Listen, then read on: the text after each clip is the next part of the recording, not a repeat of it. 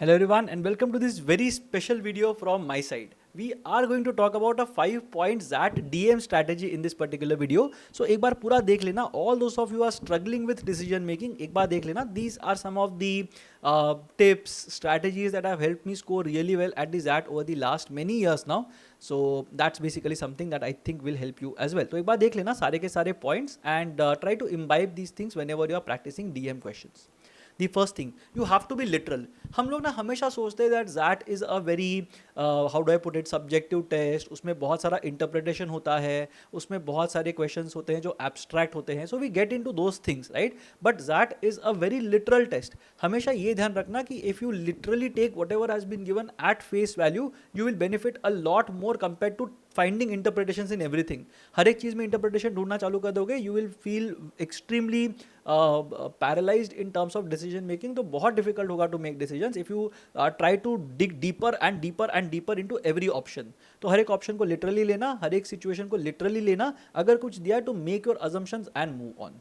तो यहाँ पे जो भी चीज़ नहीं दिया ना उसको अज्यूम करना शुरू मत कर देना. So if someone is telling you that they are going to increase the attendance to 85% and you are going to allow only those students who cross that 85% का attendance barrier to be eligible for placements. तो don't start getting into the logistics of things कि किसी ने proxy मारा तो क्या होगा, किसी दिन अगर टीचर नहीं आए तो फिर किसका गलती है, अटेंडेंस लेंगे तो बायोमेट्रिक लेंगे कि फिजिकल वाला लेंगे, पेपर शीट साइन करना है कि कॉल आउट्स होंगे. Don't get into those many things at all. Assume that attendance ले सकते हैं, 85% रिकॉर्ड कर सकते हैं, everybody is on board with it. तो ये अज्यूम करके ही फिर वो ये सब अज्यूम नहीं करना है. Just assume that everything has been given is the whole and sole truth. उससे ज़्यादा दिमाग लगाने की जरूरत नहीं है. So don't assume stuff that has not been given. Don't bring your personal prejudices into play which means don't identify with the stake holders. तो हमको हमेशा ये लगता है कि कोई तो एक स्टेक होल्डर होगा ना that will be very close to us. So let's say we are talking about a student versus a college और a student versus a test conducting agency. We will always empathize more with the students than the test conducting agency. Test conducting agency की शायद गलती नहीं भी होगी ना, genuinely भी कोई प्रॉब्लम होगा ना, तो भी हमको लगेगा नहीं नहीं ये लोग तो कुछ गलत काम कर रहे हैं. So the students are the ones who are suffering because of the incompetency of the test conducting authorities. तो ये अपने को हमेशा लगता रहेगा we will identify with some stakeholder और the other. Now that is something that generally doesn't help, specially in the DM section. You have to pay equal attention to each and every stakeholder, तो ही तुम्हारा decision ठीक होगा. So don't bring your personal prejudices या personal bias और personal stories into the mix. जितना दिया है उतना ही समझना और उसके हिसाब से ही डिसीजन लेना. Don't get into an us versus them mindset. Generally ये होता है right. We identify with a certain part और we identify with a certain person and then we are like कि नहीं हमारे साथ भी ऐसे हुआ था, हमारे बॉस ने भी हम पे ऐसे ही चिल्लाया था. So we will all revolt against the boss and we will all put our papers together, put down our papers together. ये सब चीज़ें घुस जाते हैं तो वो सब मत करना. Don't get into an us versus them. समझ लो कि इशू क्या है करके. Always pursue the hierarchy. Always make sure that you are going in the registered manner. एकदम आइडेंटिफाई करके ना people feel very passionately about something and then they will mark answers out of passion. You should not mark answers out of emotion. You should mark them only because they are rational and practical. Forming committees isn't always good. हमेशा लोगों को लगता है कि यार committee form करेंगे वो लोग डिसीजन ले लेंगे right. Which brings me to my other thing as well, decision making versus decision transferring. We always think that 4 लोगों का एक्सपर्ट कमिटी बनाएंगे वो लोग डिसाइड करेंगे तो मेरे को डिसीजन नहीं लेना. It might not always be the best thing to happen right. अगर एक कोई कमिटी ने ऑलरेडी डिस्कस करके तुमको फाइंडिंग्स दिए हैं, form another committee to come up with the decision is not really something that you will do as a manager और as a CEO और a leader that is there. ठीक है. पता करो कि डिसीजन मेकर है कौन ऑर्गेनाइजेशन के अंदर. If you are the CEO, you are the decision maker. You can't form a committee and ask them to take a decision. तो फिर तुम्हारा एग्जीक्यूशन वाला पावर का तुम करोगे क्या, because you are a CEO right. So decision transferring is generally frowned upon and committees are recommended only when there is some ambiguity that is there. तो हाँ किसी के ऊपर थेफ्ट का एलिगेशन लगाया हुआ है तो मुझे पता नहीं कि एलिगेशन लगाया वो सच है कि नहीं है. Now I can't sit and interrogate everyone who is involve ना. तो उसके लिए मैं कमिटी बनाऊंगा. Have a committee, form a committee, let them interrogate, let them come up with a decision and then you see what needs to be done. But decision making is something that you have to do in some cases. हमेशा decision transfer करने के वाले options mark मत करना. Now check the question stem very carefully. Just because that है and लोग बोलते हैं कि ethics पे ही सब कुछ dependent होता है, सबको ethical होना चाहिए, doesn't mean that every question is ethical in nature. What's generally asked that you need to understand, profitability वाले क्वेश्चंस हो सकते हैं जहां पे you have to find the option that gives you the most profitability. Now profitability दे रहे हैं but not at the cost of ethics, right? So ethics पूरा चेंज कर दिया, लोगों को इंपैक्ट कर रहे हैं बहुत खराब तरीके से, सिर्फ प्रॉफिटेबिलिटी देख रहे हैं. ऐसे ऑप्शंस चूज मत करना एक्सट्रीम वाले, बट प्रॉफिटेबिलिटी भी होना चाहिए. Don't say that I will give free houses to everyone, उससे तुम्हारा प्रॉफिटेबिलिटी बिगड़ जाएगा. But make sure that you are charging a premium, थोड़ा सा प्रीमियम अगर है तो वो चार्ज करोगे फ्रॉम सम पीपल, जहाँ पे मतलब you are given them more features, more benefits. And for people जिनके लिए मैं मतलब बहुत ज़्यादा पॉश चीज़ें शायद नहीं बना रहा हूँ, वहाँ से कम थोड़ा पैसा ले लेना. तो प्रॉफिटेबिलिटी होना चाहिए. That is basically what I am talking to say here, trying to say here. अगर क्वेश्चन स्टेम में दिया है प्रॉफिटेबिलिटी चाहिए तो. कन्वीनियंस हो सकता है, विच of the following is the most convenient course of action for a particular person. तो अब कन्वीनियंट होना चाहिए. It should not be like कि मैंने कंज्यूमर कोर्ट में कुछ केस फाइल कर दिया, उसके बाद वो 4 साल तक वो केस चलता रहा and I am not sure whether I will be getting something और नॉट. वो शायद कन्वीनियंस के हिसाब से राइट ऑप्शन नहीं होगा. So go for an option that is the most convenient. अगर क्वेश्चन स्टेम में पूछा है तो हमेशा कन्वीनियंस वाला ऑप्शन मत चूज करना, हमेशा प्रॉफिटेबिलिटी वाला मत करना, हमेशा एथिक्स वाला मत करना. Your question stem will tell you what kind of a question और what kind of a solution do you have to come up with. वो चीजें देख के then you come up with a solution on your own. Ethics again is asked at that which of the following is the ethically which of the following ethically is the best solution. अगर पूछेंगे तो definitely you have to think about ethics but understand ethics होते क्या है, right? Conviction हो सकता है. What do I need to say to convince someone that something is going to happen. ये बहुत ही कॉमन क्वेश्चन टाइप है ज़ैट के अंदर. Which of the following arguments if someone presents to their higher ups then they will be convinced about a particular course of action. तो अगर convincing argument चाहिए तो attack the thing that these people are most worried about.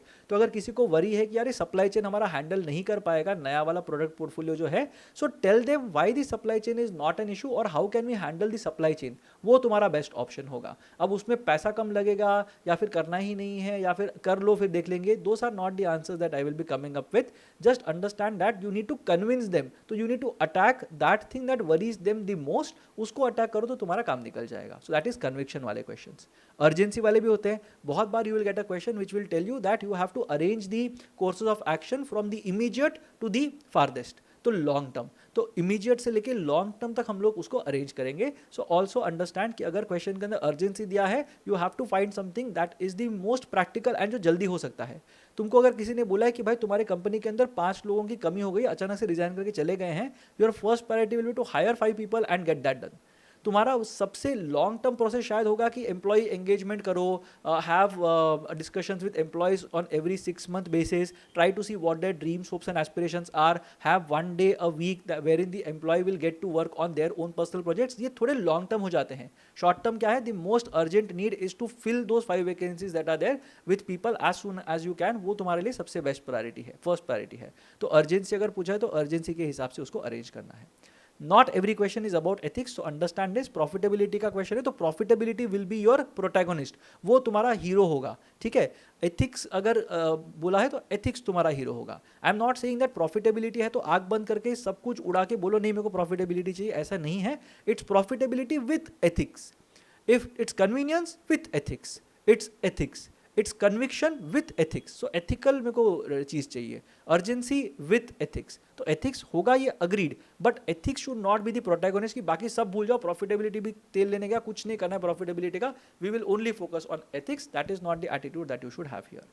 Ethics does not mean that you are being a doormat. A lot of people think that ethical solutions are the ones जहाँ पे हमको कुछ फायदा नहीं होगा सबको फायदा होगा, तो वो बेसिकली एथिकल सॉल्यूशन है. ऐसा बिल्कुल भी नहीं होता. Ethics basically are you following the rules in letter and spirit. If you are following all the rules laws letter में, स्पिरिट में, you are being civil to people, you are being polite to people, then I think that is what counts as ethics. Ethics का मतलब ये नहीं है कि जिनको जो चाहिए सब दे दो करके. किसी ने तुम्हारे खिलाफ कुछ एक्विजिशन कर दिया कि तुम्हारी वजह से हम लोग का लैंड डैमेज हो रहा है करके, so don't be in a hurry to pay them off. नहीं नहीं, ethically I need to pay everybody off, I should not damage anybody's thing. समझ लो कि भाई मतलब जो एलिगेशन है वो सही है कि नहीं है.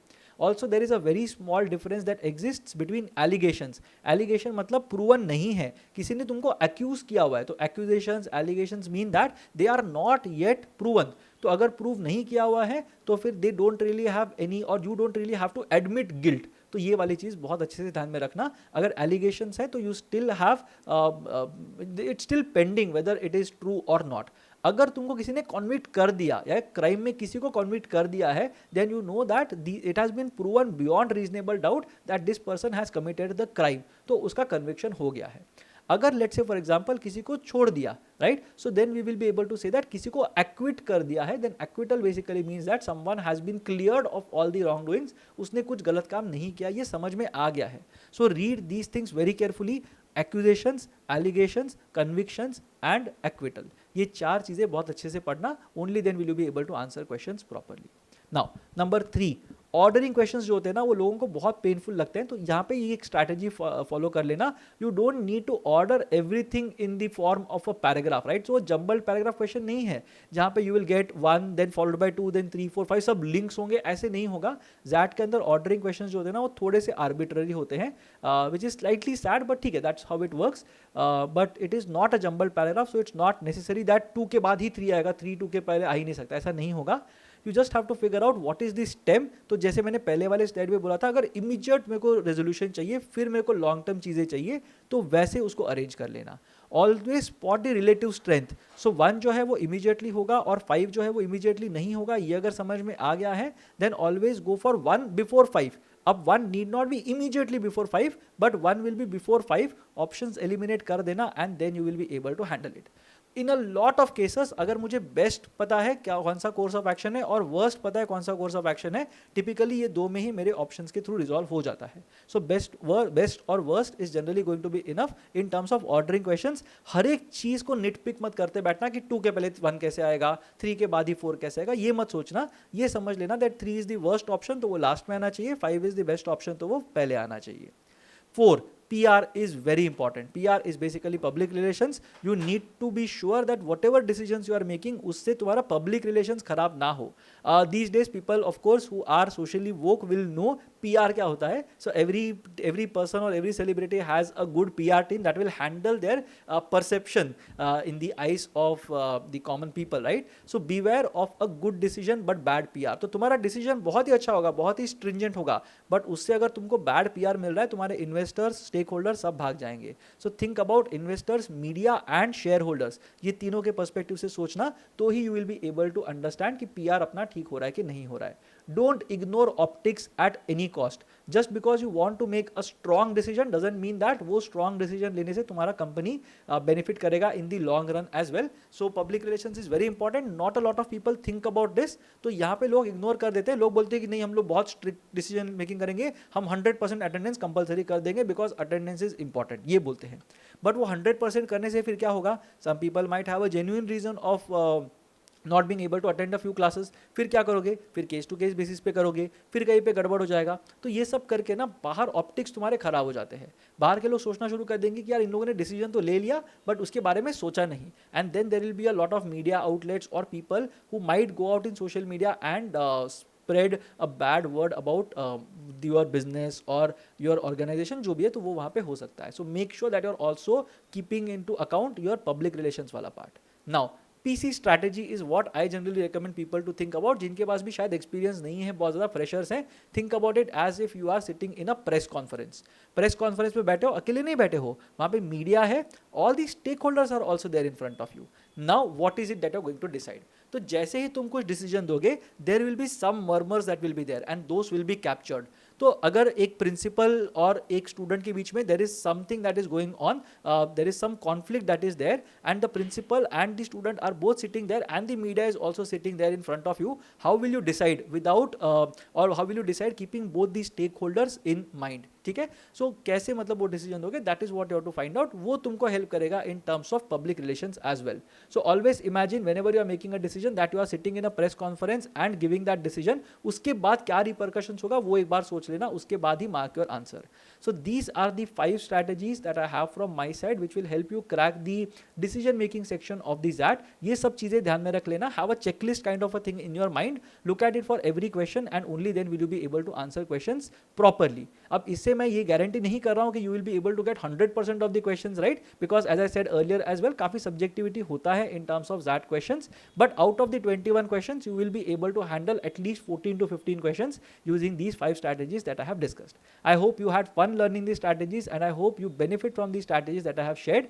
Do let me know what your thoughts are in the comment section below. I'll try to reply to your comments in the section below, of course, and I'll see you again in the next video.